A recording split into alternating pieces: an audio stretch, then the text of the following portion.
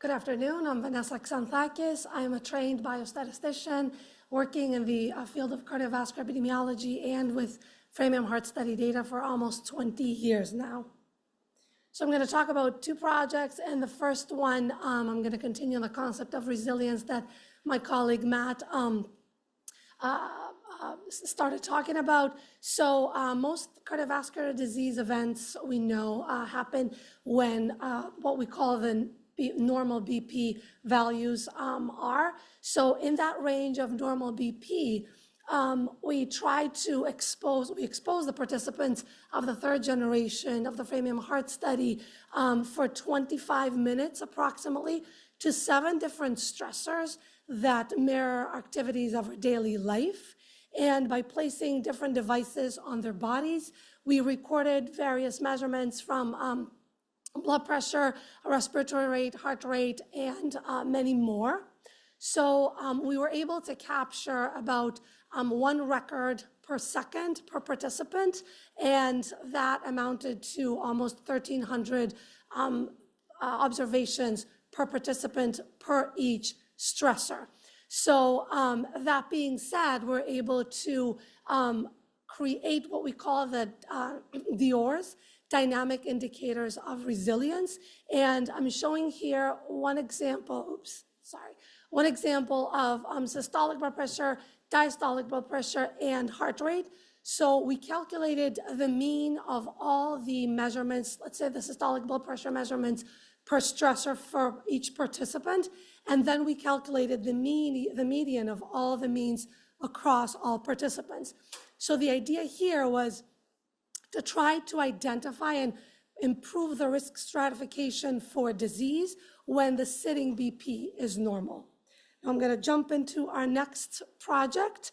As many of you have heard, the American Heart Association has created the CKM, or Cardio-Kidney-Metabolic syndrome, and it's a framework that includes stages starting from stage 0, which includes no risk factors, to stage 5, which includes overt disease.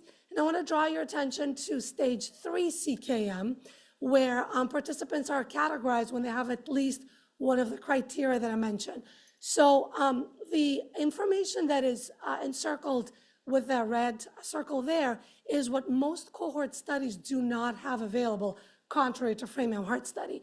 So what my colleagues and I tried to do is compare the stage 3 classification between the two different definitions. So what we found is that using the PREVENT score higher than 20% misclassified almost 41% of our sample to stages 0 to 2, compared to classifying participants using the whole entire list of the stage 3 criteria.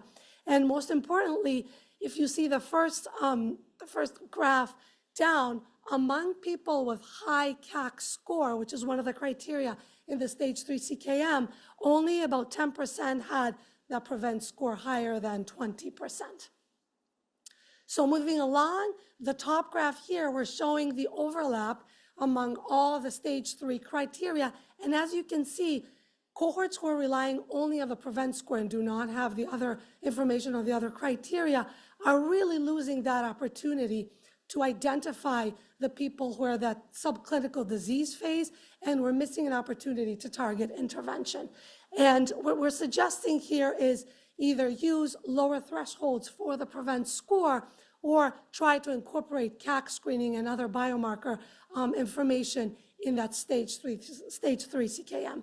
And as it was mentioned before, due to the mountains of data that Framingham has, to the breadth and the depth of it, we're able to characterize the CKM stages and not just one exam, but multiple exams, and trying to identify the patterns across multiple years and multiple periods. Thank you very much.